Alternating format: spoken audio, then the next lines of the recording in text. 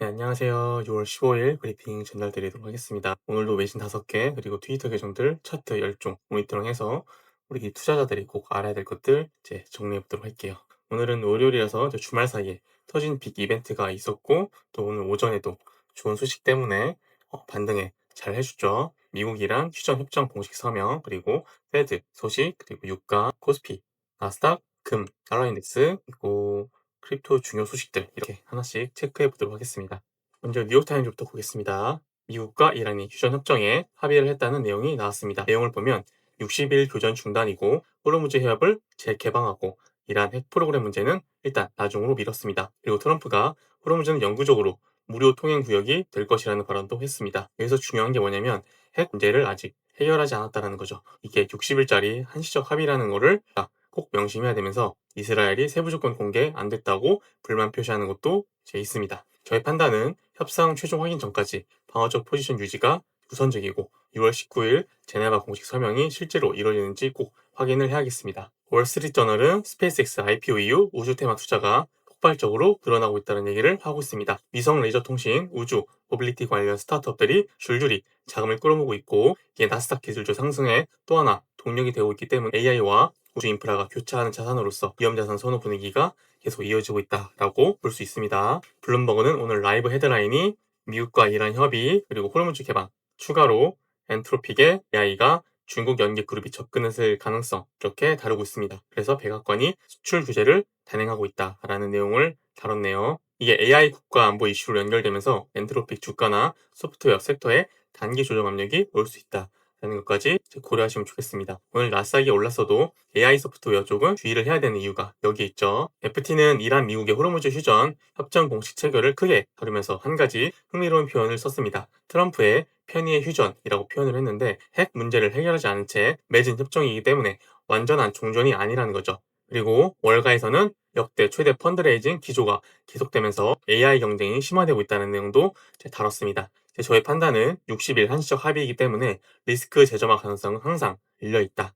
그래서 우리가 오늘 아침에 오전 반등이 잘 나와줬죠. 이 부분에서 리스크 관리를 꼭 해야 되고 부분 익절까지 챙겨는 게 매우 중요한 타이밍이라고 좀 보고 있습니다. 다음은 가디언입니다. 이란 국영 미디어가 이 협정을 어떻게 포장했는지를 담았습니다. 미국이 서명을 강요받았다라는 표현을 가디언에서 말했는데 이게 이란 국내 정치 때문이라고 말하고 있어요. 이란 강경파들한테 우리가 진 게 아니다라는 서사를 만들어 줘야 되기 때문에 그래서 실질적인 합의 내용은 미국 요구에 수렴을 하는데 말은 저렇게 하고 있다. 라고 보도를 하고 있습니다. 이게 왜 중요하냐면 이란 국내 강경파 설득이 안 되면 협정 이행이 흔들릴 수 있기 때문이죠. 6월 19일 제네바 공식 서명 전까지 변수가 남아있다라고 볼 수 있습니다. 자, 그러면 이제 위험 자산군들을 살펴볼게요. 나스닥 같은 경우는 이제 종전 협의가 되기 전에는 눌림이 또 조정이 심화되는 쪽으로 흘러갔지만 이제 종전 효과로 인해서 좋은 상승이 나와주고 있고 제가 체크한 부분 3만 매물대 여기를 뚫고 올라서 지지를 해준다라면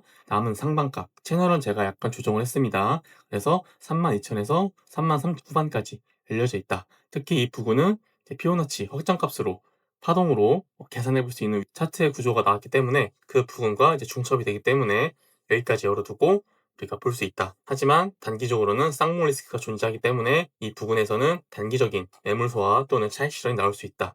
라는 것까지 우리가 고려하면서 보면 좋겠습니다. 코스피 같은 경우는 나스닥과 마찬가지로 보면 될 것 같아요.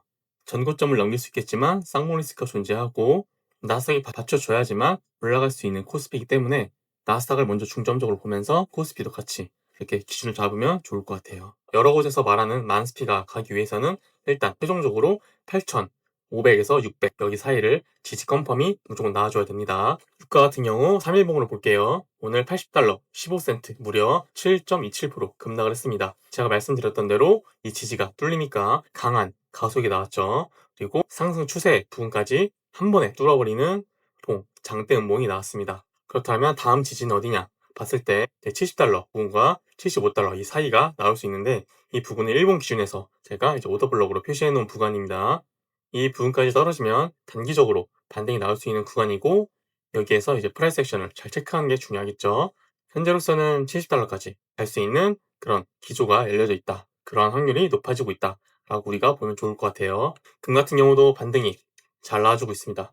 금 같은 경우도 반등이 잘 나와주고 있습니다. 금은 제가 내려올 때마다 받으면 좋다라고 말씀드렸죠. 저도 그에 따라서 계속 매수를 했었고, 이렇게 긴 꼬리 이후 잘 반등이 나와주고 있어서 현재 본 수익권에 갖고 있습니다. 하지만 금은 여기 제가 체크해놓은 구간 4,300에서 뚫고 올라와주는 이 구간이 컨펌이 필요합니다. 그게 아니라면 추가 하방으로 다시 갈 수 있는 구조이기 때문에 이 점을 우리가 유의하면서 하면 좋을 것 같아요. 각자 이제 물량 관리와 리스크 관리를 잘 하시면 좋을 것 같습니다. 채권과 달러인덱스 보겠습니다. 달러인덱스 3일분 기준 99.564, 0.52% 하락했고, 제 관점은 이제 100을 뚫고 올라가는 거였는데 거기 뚫지 못하고 내려오고 있죠. 그리고 다시 한번 박스권 내로 진입을 하고 있는 모양이고, 내려온다라면 98.358 여기까지 다시 지지 리테스트 할 확률이 높아집니다. 제가 체크해놓은 이 노란색 구간, 이 박스권 내에서 또 어떤 흐름을 보여줄지 이제 이후 여러 거시적 흐름과 함께 보면서 팔로우업 하는 게 중요할 것 같아요. 채권 금리는 오늘 전 구간 급락했습니다. 10년물이 4.426%, 1.27% 빠졌고, 30년물은 4.924%, 0.95% 빠졌습니다. 2년물, 5년물도 전부 1.5% 이상 급락했습니다. 이걸 어떻게 제가 해석하고 있냐면, 채권 금리 급락은 채권 매수로 볼 수 있죠. 채권 매수는 리스크온 신호로 볼 수 있고, 유가 급락으로 인플레 기대가 꺾이면서 금리가 내려오고 있기 때문에 여기에 페드 유동성 주식까지 더해지면서 좋은 유동성 공급 환경이 만들어지고 있다라고 저는 이렇게 보고 있습니다. 결론적으로 보면은 향후 비트코인과 나스닥에게 더 좋은 구조적으로 긍정적인 환경이 만들어질 수 있다라고 볼 수 있겠죠. 하지만 이 흐름이 이어지려면 제네바 서명까지 그 이후까지도 이어져야 된다는 게 이제 기본 조건 값이 필요합니다. 비트코인과 원칙 쪽 보겠습니다. 미글제 기준으로 상승하면서 좋은 흐름으로 올라가지고 있기 때문에 이 상승 물량이 익절이나 손절보다는 매수세가 동참했다 라고 저는 판단을 하고 있습니다. 굉장히 좋다, 막 그 정도까지는 아니지만 지금 상승이 거짓말이다 또는 바로 또 급락할 것이다 라고 보기는 어렵다. 유의미한 저항 구간까지는 도달할 수 있는 확률이 높아졌다 라고 이제 그러한 생각으로 차트를 볼 수 있는 여지가 생겼다, 이렇게 이해하시면 좋을 것 같아요. 청산맵과 펀딩기 보겠습니다. 청산맵은 현재 65,600 기준으로 하방은 63,000에서 61,000, 그리고 상방은 66,000, 그리고 7,000까지 이렇게 숏, 롱 물량이 스탑로스가 물려져 있습니다. 63,000, 2,000은 단기적으로 반등이 나올 수 있는 구간에 속하지만 66,000과 7,000은 가속이 나올 수 있는 환경을 제가 어제 옵션 설명드리면서 텔레그램에서 기억나시죠? 그 점을 기억하시면서 보시면 좋을 것 같습니다. 펀딩비는 현재 숏 우세 포지션으로 계속 물려져 있고, 이런 경우 숏 스퀴즈가 좀 나올 확률이 높다라고 보시면 좋을 것 같아요. CBD 차트는 긍정적이진 않지만 그렇다고 나쁘지도 않다. 하지만 이 기간이 좀 더 필요하고 매집의 기간도 필요하다는 게 저도 같은 생각이기도 합니다. 지금은 단기 반등 국면으로 바라보면서 좀 더 보수적으로 이제 바라보는 게 좋을 것 같아요.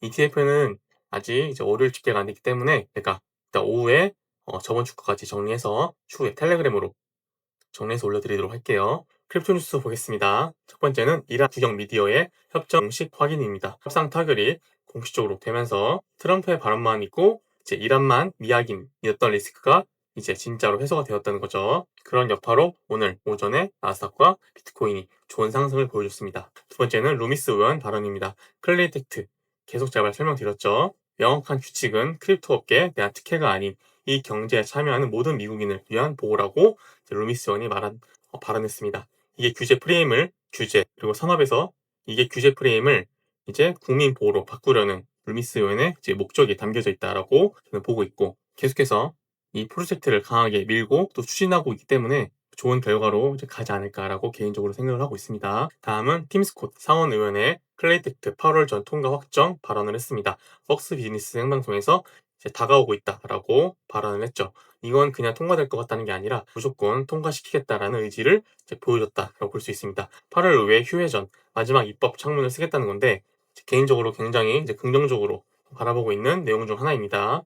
다음은 페드의 유동성 주입 소식입니다. 케빈 허시 신임 연준 의장이 이제 이번 주에 금리와 유동성을 결정하는 중요한 날이 오고 있죠. 향후 3주 동안 250달러를 시장에 주입한다고 했는데 채권 매수 그리고 유동성 공급이 동시에 이루어질 수 있는 타이밍입니다. 금리까지 잘 결정이 된다면 이제 리스크온 환경이 강화되면서 주식과 비트코인 동반 상방 모멘텀이 만들어질 수 있는 환경으로 갈 수 있겠죠. 다음은 중국 연계 흐름이 엔트로픽의 리소스 AI에 접근했을 가능성을 말하고 있습니다. 이게 백악관 수출 규제로 이어졌고 AI 국가 안보 이슈는 소프트웨어 섹터 단기 리스크로 갈 수 있기 때문에 나스닥이 오르더라도 AI 소프트웨어 쪽은 따로 이제 주의하는 게 좋겠죠. 다음은 영국, 프랑스, 독일, 이탈리아 4개국이 이란 제재 해제 준비에 들어갔습니다. 유럽 4국이 미 이란 협상 타결, 즉시 동조하겠다는 거죠. 이건 글로벌 공급망 정상화 시그널을 볼 수 있고 유가 추가 하락 압력이 더 강해질 수 있고 전자산 리스크 환경이 이제 강화될 수 있는 내용으로 볼 수 있습니다. 다음은 이더리움 양자 내성 보호를 하드포크 없이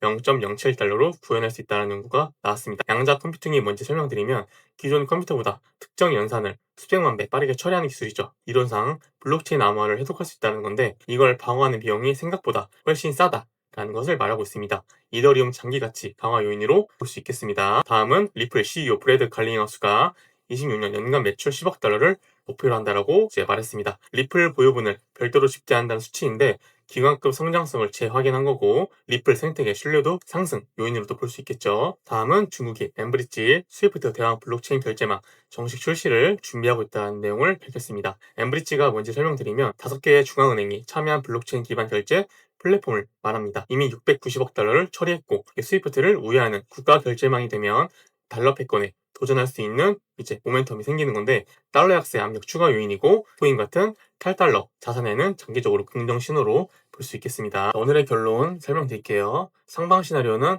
협상 공식 이행, 그리고 클레이텍트 8월 통과, 나스닥 3만 안착, 그리고 페드의 250억 달러 주입, 코인 6만 6천 돌파, 그리고 쇼스키즈 만들어내면서 6만 8천 이상까지 올라가는 시나리오. 하방은 이란 협정 이행 파기, 나스닥 코스피 쌍봉 패턴, 그리고 OI 급감, 가격 하락, 그리고 엔트로픽 AI 규제, 비트코인 6만 3천 이탈, 그리고 이제 추후 외부 요인 일본 금리 인상 문제도 있고 이제 FOMC 문제도 있고 이런 일정들이 남아 있습니다. 오늘 체크 포인트들 잘 확인해 주시면 되겠고 실제로 미국 이란 협정이 이제 제네바까지 잘 이행이 되는지 우리가 이 점만 잘 체크하면 좋을 것 같아요. 그리고 설명드린 외부 요인들까지 결과가 어떻게 나오는지 예측할 수는 없지만 이제 제가 저녁에 설명드리는 기술적 분석 브리핑에 따라서 우리가 할 수 있는 최선의 선택을 또 준비를 하면 좋을 것 같습니다. 제가 준비한 자료는 여기까지이고 오늘 하루도 잘 마무리하시길 바랄게요. 저는 이따가 저녁에 브리핑에 또 인사드리도록 하겠습니다. 시청해주셔서 감사합니다.